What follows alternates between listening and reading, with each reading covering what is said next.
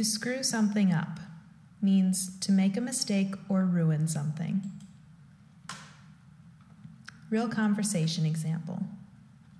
In a restaurant and the server just brought their food. What's that? I don't know, it looks like some sort of chicken thing. I thought you ordered a burger. I did. They must have screwed up our order. Oh well, I'll just eat this. It looks good too.